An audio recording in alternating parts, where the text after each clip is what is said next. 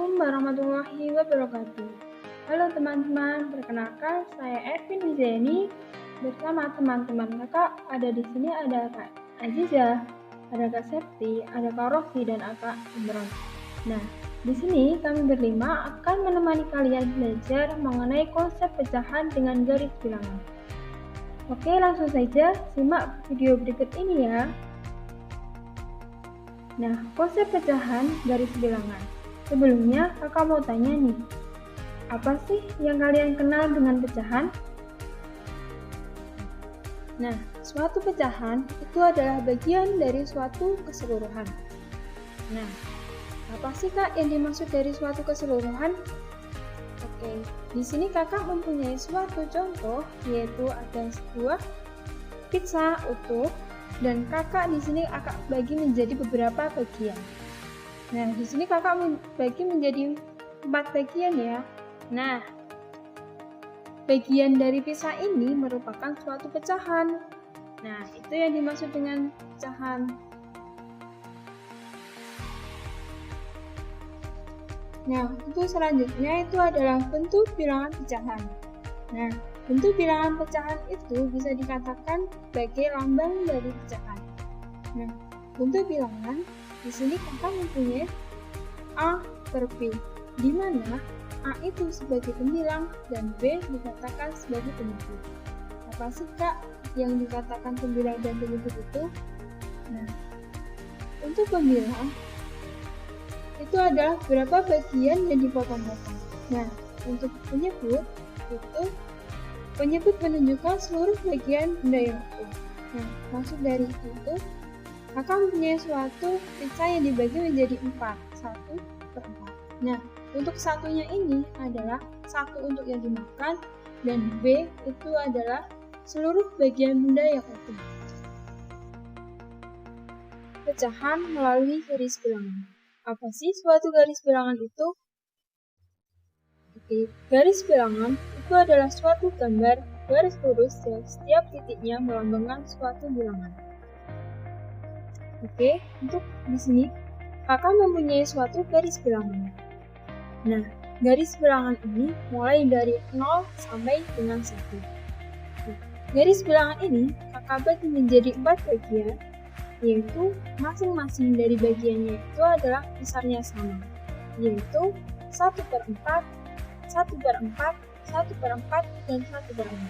Karena di sini kakak bagi menjadi 4 bagian, maka menjadi 1 per 4. Nah, untuk contoh pada sehari-hari, di sini kakak mempunyai suatu penggaris. Nah, dalam penggaris ini, di setiap potongannya itu mempunyai besaran yang sama. Kemudian, dalam setiap konsep pecahan tersebut dapat dikembangkan untuk memahami yang mewakili 1 per 4, 2 per 4, dan 3 per 4 pada garis bilangan. Kita dapat menyebutkan bahwa 1 per 4 sebagai nilai identitas. Sehingga 1 per 4 ditambah 1 per 4 sama dengan 2 per 4. Artinya bahwa yang mewakili angka 2 per 4. Nah, karena di sini 1 per 4 sebagai nilai identitas, maka dia berlaku juga untuk 3 per 4. Nah, 3 per 4 ini didapatkan dari 1 per 4 ditambah 1 per 4 dan ditambah 1 per 4. Menjadi 3 per 4. Nah, di sini kakak mempunyai suatu garis bilangan di mana kakak urutkan menjadi 0, 1 per 4, 2 per 4, dan 3 per 4, dan 4 per 4, atau 1.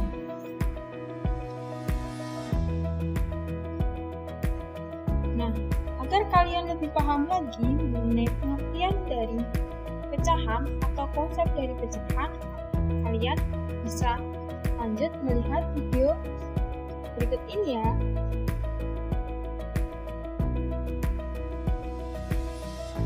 Kita mempunyai sebuah belah ketupat yang dibagi sama besar. Kita beri nama 1, 2, 3, dan 4. Sambil diingat bahwa konsep pecahan adalah A per B, yaitu A sebagai pembilang dan B sebagai penyebut.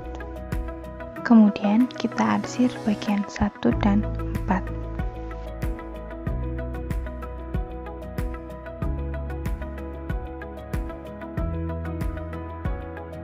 Pertanyaannya, berapa bagian yang diarsir? Kita lihat di sini ada 2 bagian yang diarsir, yaitu bagian 1 dan 4. Kita tulis 2 per jumlah seluruh bagian yang ada, yaitu ada 4. Kita tulis 4. Jadi bagian yang diarsir adalah 2 per 4. Nah, sudah paham kan mengenai pengertian dari pecahan?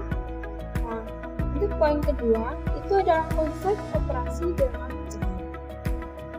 Nah, konsep operasi bilangan pecahan ini ada penjumlahan, ada pengurangan, dan sejenisnya. Nah, penjumlahan pada operasi penjumlahan bilangan pecahan kita dapat memahami sebagai bagian yang digabungkan dari bagian keseluruhan yang sama. Bagian keseluruhan yang sama akan dikenal sebagai penyebut. Nah, berikut akan ditunjukkan bentuk penjumlahan dengan penyebut yang sama, yaitu 3 per 6 tambah 2 per 6 sama dengan 5 per 6. Nah, konsep dari operasi penjumlahan ini, itu kuncinya yaitu adalah penyebut. Nah, di sini 6 itu adalah penyebut yang sama. Oke. 3 per 6 itu berasal dari, seperti yang dijelaskan tadi sebelumnya, itu dari 1 per 6 ditambah 1 per 6 dan ditambah 1 per 6. Nah, menjadi 3 per 6. Maka dari itu, karena penyebutnya udah sama, nah, kita tinggal menjumlahkan saja, yaitu 5 per 6.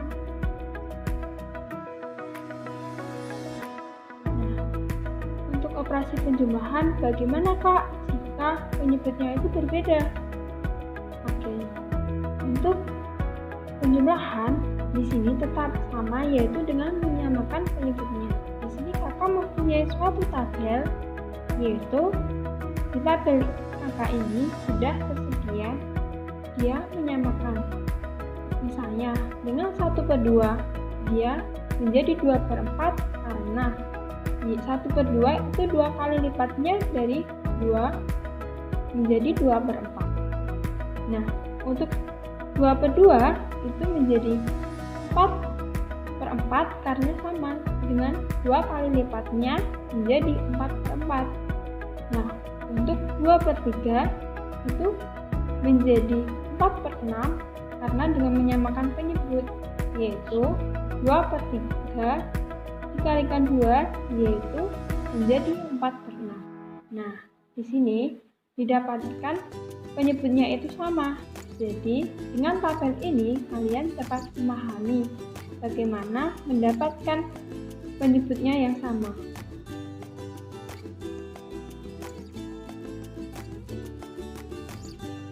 Ada 2 jenis operasi penjumlahan.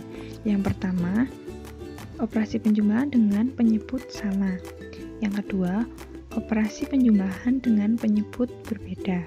Baik, langsung saja kita masuk contoh yang pertama. Operasi penjumlahan dengan penyebut sama. Misal saja 2 per 5 ditambah 1 per 5